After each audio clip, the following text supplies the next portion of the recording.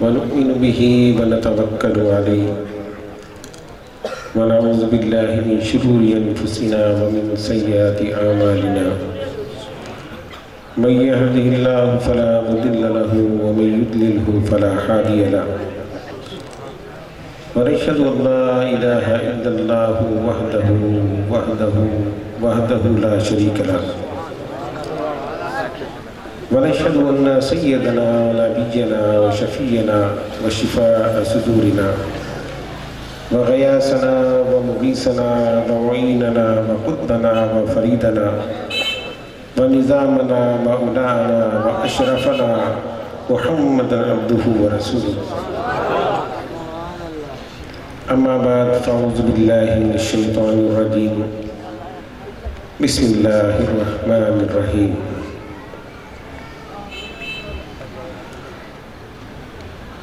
ارشاد باری تعالیٰ ہوا وعلمک ما لم تکن تعلم صدق اللہ العلی العظیم۔ حضور کی بارگاہ میں درود پاک کا نذرانہ پیش کیجئے۔ اللہم صلی علی سیدنا مولانا محمد وعلی آل سیدنا و مولانا محمد وبارک وسلم وصلوا علیہ صلاۃ و سلام علیک یا سیدی یا رسول اللہ صلاۃ و سلام علیک یا سیدی یا حبیب اللہ۔ حضرات محترم، میری خوش نصیبی کہ اس بابرکت اور عاشقان رسول کی محفل میں شرکت کا موقع ملا۔ آپ لوگوں نے جو شکروش کا مظاہرہ کیا، ایک گرم تقریر آپ نے سنی، اب ایک نرم تقریر بھی سن لیں۔ اللہ تبارک و تعالیٰ سجاد صاحب کے سینے میں اور دم اور طاقت عطا فرمائے۔ میں اتنی زور سے نہیں بول سکتا، لیکن ان کی تقریر سننے کے بعد اللہ رب العزت نے ان کی زبان میں یہ تاثیر پیدا فرمائی کہ ایک جوش اور جذبہ پیدا ہوتا ہے، اور جتنا جوش انہوں نے دکھایا اس سے زیادہ آپ نے بھی دکھایا، اور اس کی داد دی۔ اللہ تبارک و تعالیٰ آپ کی شرکت کو بھی اپنی بارگاہ میں قبول فرمائے۔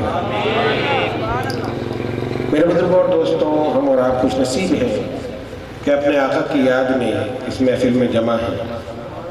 کتنے لوگ ایسے ہیں، کوئی کاروبار میں مصروف ہے، کوئی چوکیداری کر رہا ہے، کوئی گناہوں میں مبتلا ہے، کوئی اپنی محفلیں سجائے بیٹھا ہے۔ میں اور آپ اپنے آقا کی محفل سجائے بیٹھے ہیں، اس سے بڑی کوئی خوش نصیبی نہیں۔ اور جس پر اللہ کا کرم ہوتا ہے وہی اللہ کے حبیب کے میلاد مناتا ہے۔ رب العالمین جس کو اپنے قریب کرنا چاہتا ہے اپنے حبیب کے قریب کر لیتا ہے۔ رب جس پر کرم کرتا ہے اپنے حبیب کی محبت اس کے دل میں پیدا فرما دیتا ہے۔ بہرحال قرآن مجید فرقان حمید کی جزائے کریمہ کی تلاوت کی۔ وَعَلَّمَكَ مَا لَمْ تَكُنْ تَعْلَمُ، ارشاد باری تعالیٰ ہوا کہ محبوب ہم نے آپ کو وہ سب کچھ بتا دیا جو آپ نہیں جانتے تھے۔ یہ قرآن کی حضور کے علم غیب پر ایک مدلل دلیل ہے کہ اللہ تبارک و تعالیٰ نے اپنے حبیب کو بھیجا تو بے علم نہیں بھیجا، بلکہ تمام علوم سکھا کر بھیجا۔ کوئی شے ایسی نہیں جو اس کے نبی کے علم سے باہر ہو۔ سرکار سب کچھ جانتے تھے۔ نبی کا مطلب کیا ہے؟ نبی کے معنی ہی یہ ہے کہ غیب کی خبر دینے والا۔ آج یہ بحث ہوتی ہے کہ رسول کو علم غیب نہیں تھا، ہم کہتے ہیں تھا۔ سب سے پہلے یہ سمجھیں کہ غیب کہتے کس کو ہے؟ غیب ہے کیا؟ کس چیز کو غیب کہتے ہیں؟ علم غیب کیا ہے؟ بے شک اللہ تبارک و تعالیٰ عالم الغیب والشہادہ ہے، ہر چیز کا علم اسی کے پاس ہے۔ لیکن جب ہم رسول کے علم غیب کی بات کرتے ہیں تو اس عقیدے سے کہ جو کچھ اللہ تبارک و تعالیٰ نے آپ کو عطا فرمایا ہے وہ آپ جانتے ہیں. اللہ کا علم ذاتی اور رسول کا علم عطائی. رب العالمین تو رب ہے، سب کو بنانے والا ہے، پوری دنیا کو اس نے پیدا فرمایا. کون سی چیز ایسی ہے، کون سی شے ایسی ہے جو اس کے علم میں نہ ہو؟ اسی نے پیدا کیا ہے، وہ جانتا ہے. اور جو کچھ اس نے نبی کو بتایا ہے وہ نبی بھی جانتے ہیں. قرآن مجید فرقان حمید کی آیت کریمہ حضور اکرم صلی اللہ علیہ وسلم کے علم غیب پر دلالت کرتی ہے. حضور اپنے مسجد میں بیٹھ کر صحابہ کو جنت کی بشارت دے رہے ہیں. یہ کیا ہے؟ یہی تو علم غیب ہے. تو پہلے ہم یہ سمجھیں کہ علم غیب کیا ہے، غیب کہتے کس کو ہے. میں نے علم کا علم حاصل کیا. اب ایک ڈاکٹر صاحب میرے سامنے موجود ہو، انہوں نے میڈیکل کا علم حاصل کیا. ایک ڈاکٹر کے لیے دین کا علم غیب ہے اور میرے لیے میڈیکل کا علم غیب ہے. وہ انسانی جسم کے متعلق جو معلومات رکھتا ہے وہ میں نہیں رکھتا، اور قرآن و حدیث کے متعلق جو میں معلومات رکھتا ہوں وہ ڈاکٹر نہیں رکھتا. علم والے دونوں ہیں. کچھ چیزیں ان کے لیے غیب ہیں، کچھ میرے لیے غیب ہیں. ایک انجینئر ہے، وہ سائنس کے متعلق جو جانتا ہے وہ میں نہیں جانتا، اور جو میں جانتا ہوں وہ انجینئر نہیں جانتا.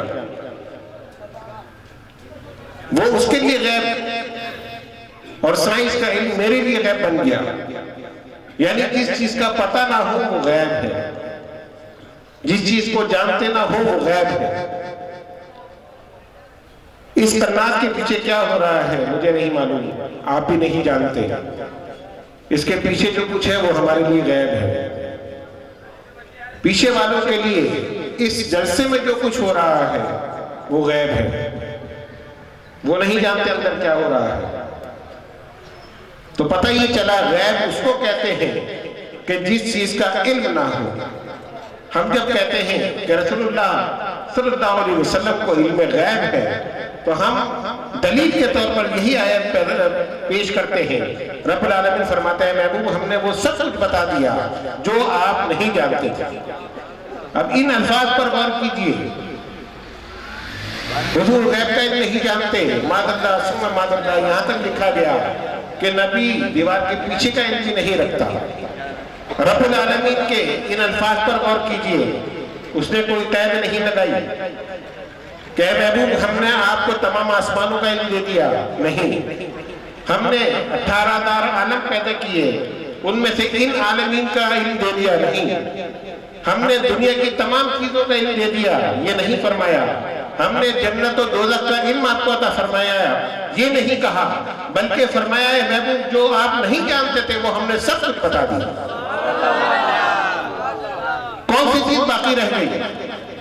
رب العالمین فرماتا ہے ہم نے آپ کو سب کچھ بتا دیا، اب کون سی چیز باقی رہ گئی؟ ہمارے علماء جب سرکار کی ذات پر غور کرتے ہیں تو ان کے ذہن کے اندر سرکار کی تعریف ہوتی ہے، اور مخالفین غور کرتے ہیں تو دل میں بغض ہوتا ہے. اس ذات میں خامی نکالتے ہیں جس کو اللہ تعالیٰ نے بے عیب پیدا فرمایا، جس میں کوئی عیب رکھا ہی نہیں، عیب کی گنجائش ہی نہیں رکھی. ایسا محبوب ہمیں اور آپ کو عطا فرمایا. سرکار دو عالم صلی اللہ علیہ وسلم قیامت تک کی خبریں دے رہے ہیں. صحابہ کرام فرماتے ہیں حضور منبر رسول پر تشریف فرما ہے، فجر کی نماز پڑھی، خطاب شروع کر دیا، یہاں تک کہ ظہر ہو گئی. ظہر کی نماز ادا کی، پھر خطاب شروع کر دیا. عصر ہو گئی، پھر مغرب ہوئی، عشاء ہو گئی. فجر سے لے کے عشاء تک سرکار نے جب سے دنیا بنی تھی اور جب دنیا ختم ہوگی، حساب و کتاب ہوگا، روز قیامت کا پورا منظر اور جنتیوں کے جنت میں جانے کا اور جہنمیوں کے جہنم میں جانے تک کا سب کچھ ہمیں بتا دیا. یہ کون بتا سکتا ہے؟ جو جانتا ہو. حضور وہ بھی جانتے ہیں جو ہو چکا ہے, حضور وہ بھی جانتے ہیں جو ہو رہا ہے, حضور وہ بھی جانتے ہیں جو ہونے والا ہے. قبر کے سوالات کا ذکر سجاد صاحب نے بھی کیا. قبر میں پوچھا جائے گا من ربک کا ما دینک کا, پھر سرکار کی شبیہ حضور تشریف لائیں گے. مومن کے قبر میں تو حضور خود تشریف لائیں گے. ان کے متعلق دنیا میں کیا کہتے تھے, کون سے سوالات ہیں جو قبر میں ہوں گے.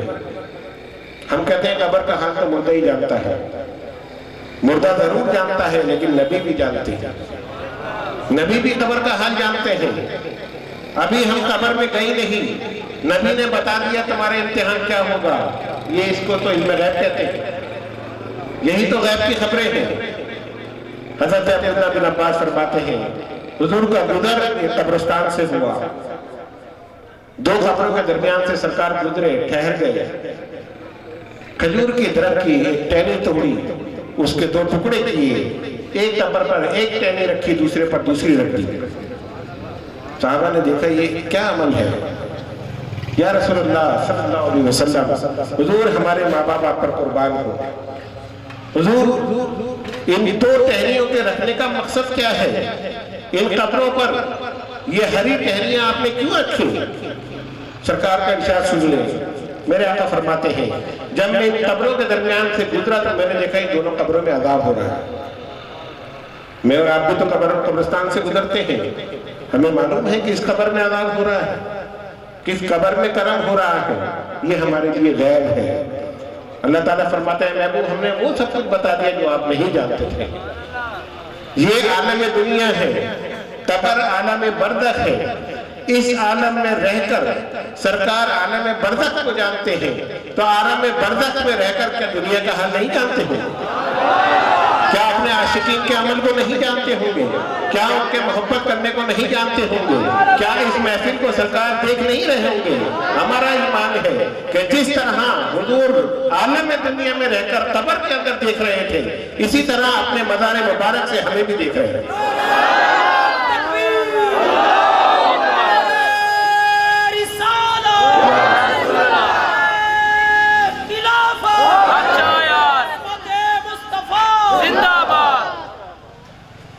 اللہ تبارک و تعالیٰ نے علم غیب عطا فرمایا, اور صرف حضور نے یہی نہیں بتایا کہ ان دونوں قبروں میں عذاب ہو رہا ہے, بلکہ میرے آقا یہ بھی بتا رہے ہیں کس وجہ سے ہو رہا ہے.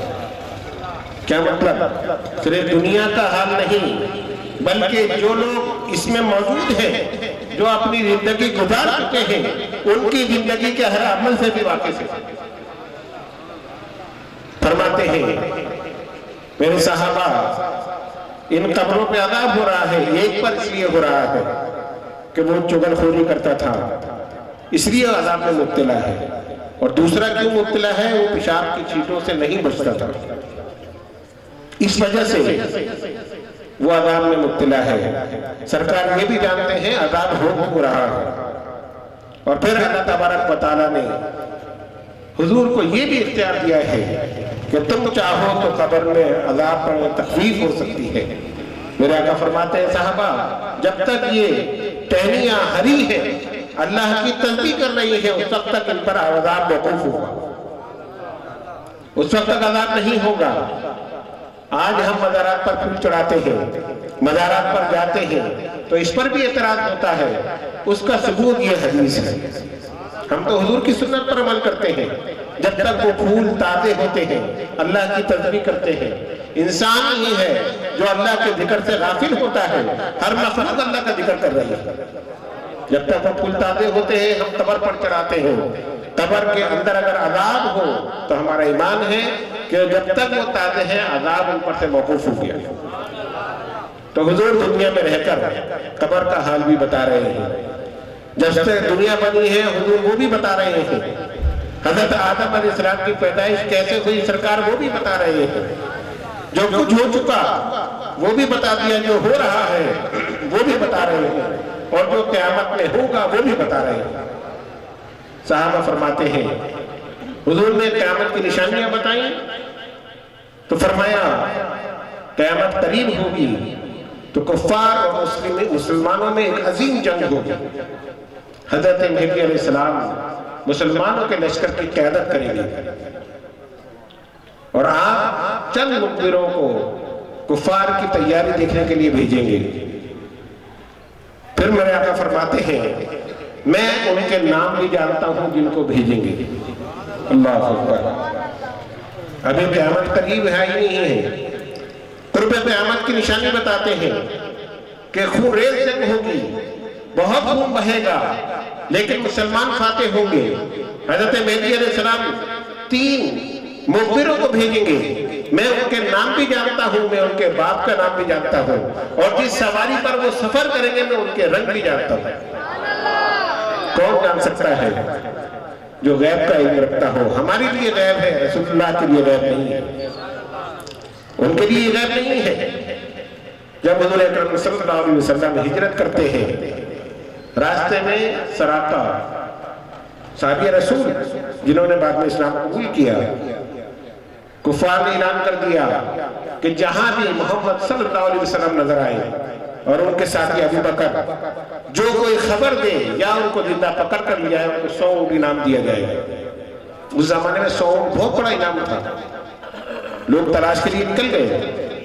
حضرت سراقہ جو اس وقت حالت کفر میں تھے, آپ نے راستے میں سرکار کو دیکھا اور صدیق اکبر کو دیکھا, اپنا گھوڑا دوڑا دیا کہ میں ان کو پکڑ کر کفار کے حوالے کر دوں تاکہ مجھے 100 اونٹ کا انعام مل جائے. سرکار دو عالم صلی اللہ علیہ وسلم نے دیکھا, صدیق اکبر عرض کرتے ہیں یا رسول اللہ صلی اللہ علیہ وسلم, سراقہ ہماری طرف آ رہے ہیں, ان کے ارادے ٹھیک نہیں ہیں. سرکار نے زمین کو حکم دیا, زمین نے ان کے گھوڑے کی ٹانگیں پکڑ لی, گھوڑا زمین میں دھس گیا. سراقہ پریشان ہو گئے, یہ کیا ہوا؟ ابھی تو گھوڑا دوڑا تھا, اب ٹانگیں زمین میں دھس گئی ہیں. دل میں خیال آئے میں نے غلط کیا, یہ تو سچے نبی ہیں, ان کا حکم تو زمین بھی مان رہی ہے. نبی تو وہی ہے کہ ساری مخلوق اس کے تابع ہو. کفر کے حالت میں ہے لیکن ان کا ایمان بھی یہی ہے کہ نبی با اختیار ہوتا ہے, بے اختیار نہیں ہوتا. کافر بھی مانتا ہے. آج کا مسلمان کیسا ہے جو نبی کو بے اختیار مانتا ہے؟ حضرت سراقہ نے جب یہ دیکھا دل میں توبہ کر لی, نہیں میں ان کو نہیں پکڑوں گا, میں ان پر ایمان لے آؤں گا. یہ سوچا, زمین نے ان کے گھوڑے کی ٹانگیں چھوڑ دی. حضرت سراقہ پھر گھوڑے پر سوار ہے. پھر دل میں شیطان نے گدگدی کری, بہکایا کہ اب تم آزاد ہو, اب گھوڑا بھگاؤ اور ان کے قریب پہنچ کر ان کو پکڑ لو. پھر آپ نے گھوڑا دوڑایا, سرکار نے پھر حکم دیا اور وہ گھوڑا پھر زمین میں دھس گیا. اب حضرت سراقہ سچے دل سے توبہ کرتے ہیں کہ اب میں اپنے ارادے کو بدلوں گا نہیں, غلطی ہو گئی. معافی کے طلبگار ہوئے. سرکار نے پھر زمین کو حکم دیا, گھوڑے کو چھوڑ دیا. حضرت سراقہ یہ معجزہ دیکھ کر حضور کی خدمت میں آ گئے, کلمہ پڑھا مسلمان ہو گئے. سرکار کیا فرماتے ہیں, اے سراقہ تم ہمیں پکڑنے کے لیے گھوڑا دوڑا رہے ہو, میں تمہارے ہاتھوں میں کسرا کے کنگن دیکھ رہا ہوں. کسرا کون؟ ایران کا بادشاہ جو اس وقت کی سپر طاقت تھی, جیسے آج ہم امریکہ کو سپر طاقت سمجھتے ہیں. اگر کوئی یہ کہے, اور صدر تو تبدیل ہو گیا, جون بائیڈن کون ہے, صدر کون ہے, اگر کوئی یہ کہے کہ میں اس کی پوشاک تمہارے جسم پر دیکھ رہا ہوں, لوگ کیا کہیں گے, یہ عجیب آدمی ہے, اتنی بڑی سپر طاقت, اس کا لباس میں کیسے پہن سکتا ہوں؟ نہیں مانیں گے. لیکن کون کہہ رہا ہے؟ رسول اللہ کہہ رہے ہیں جو علم غیب رکھتے ہیں. صدیق اکبر بھی موجود ہیں, حضرت سراقہ بھی موجود ہیں. حضور فرماتے ہیں سراقہ میں تمہارے دونوں ہاتھوں میں کسرا کے کنگن دیکھ رہا ہوں. نہ صدیق اکبر اعتراض کرتے ہیں, نہ سراقہ اعتراض کرتے ہیں. صدیق اکبر یہ نہیں کہتے یا رسول اللہ کیسی پیشین گوئی کر رہے ہیں, کیسی بشارت دے رہے ہیں, وہ سپر طاقت ہے. ہماری قسمہ پرسی کا عالم یہ ہے کہ ہم چھپ کر ہجرت کر رہے ہیں. آپ فرماتے ہیں سراقہ کے لیے کہ وہ کسرا کے کنگن پہنے گا, یہ کیسے ہو سکتا ہے؟ صدیق اکبر نے نہیں کہا, سراقہ نے نہیں کہا. صحابہ کا عقیدہ یہی تھا کہ نبی کی زبان سے جو نکل جائے وہی حق ہے. رب العالمین فرماتا ہے وما ينطق عن الهوى ان هو الا وحی یوحی، میرے نبی کچھ نہیں کہتا مگر میری وحی کے مطابق کہتا ہے۔ نبی بولتا وہی ہے جو اللہ بلواتا ہے۔ اور یہ واقعہ پھر کب پیش آیا؟ سرکار کا وصال ہوا، صدیق اکبر کی خلافت، ان کا وصال ہوا، حضرت فاروق اعظم مسند خلافت پر بیٹھ گئے، ایران فتح ہوا، اور ایران کا خزانہ ہیرے جواہرات مسجد نبوی کے صحن میں پھیلا دیے گئے، ڈھیر لگ گیا۔ حضرت عمر امیر المومنین ہیں، تشریف لاتے ہیں کہ مال غنیمت مسلمانوں میں تقسیم کر دوں۔ کسرا کے کنگن پر نظر پڑتی ہے، آنکھوں میں آنسو جاری ہو گئے، آنکھوں میں آنسو جاری ہو گئے۔ فرماتے ہیں سراقہ کدھر ہے؟ بلاؤ سراقہ کو۔ حضرت سراقہ آئے، حضرت امیر المومنین حضرت عمر فرماتے ہیں سراقہ یاد ہے میرے آقا نے تم سے کیا کہا تھا؟ میں تمہارے ہاتھوں میں کسرا کے کنگن دیکھ رہا ہوں، آؤ آگے بڑھو، میں تمہارے ہاتھوں میں کسرا کے کنگن پہنا کر اپنے حبیب کی اس پیشنگائی اور بشارت کو سچا کر دوں۔ سرکار صلی اللہ علیہ وسلم کی وہ بشارت پوری ہوئی، اور وہ کسرا کو کنگن کو حضرت سراقہ کو پہنا دیا گیا۔ سوال یہ پیدا ہوا کہ مرد پر تو سونا پہننا حرام ہے، ایک انگوٹھی نہیں پہن سکتا، کہاں کے کنگن پہنا دیے جائیں؟ سرکار عالم صلی اللہ علیہ وسلم با اختیار ہیں، ہر چیز کے مالک ہیں، اس شریعت کے بھی وہی مالک ہیں، جس کو چاہے حلال کر دے، جس کو چاہے حرام کر دے۔ حضرت سراقہ کے لیے ان کنگنوں کو حلال کر دیا اور فرمایا کہ سراقہ تمہارے ہاتھوں میں کسرا کے کنگن دیکھ رہا ہوں۔ حضرت عمر نے یہ نہیں کہا کہ سراقہ، سرکار نے تو فرمایا تھا میں تمہیں ایسے ہی دے دیتا ہوں، پہناتا نہیں، شریعت محمدی میں سونا حرام ہے، نہیں، میں اپنے حبیب اپنے مولا کی بات کو پورا کروں گا، اور وہ دونوں کنگن حضرت سراقہ کو پہنا دی۔ یہ ہے صلی اللہ علیہ وسلم کا علم غیب۔ لوگ اعتراض کرتے ہیں، معراج کے موقع پر سرکار تشریف لائے، حضرت موسیٰ سے پوچھتے ہیں اللہ سے کیا تحفہ لائے؟ حضور فرماتے ہیں نمازیں کتنی؟ 50۔ حضرت موسیٰ نے کیا فرمایا؟ یا رسول اللہ آپ کی امت 50 نمازیں نہیں پڑھ سکتی۔ یہ کلیم اللہ کا علم غیب تھا، کلیم اللہ کا علم غیب تھا۔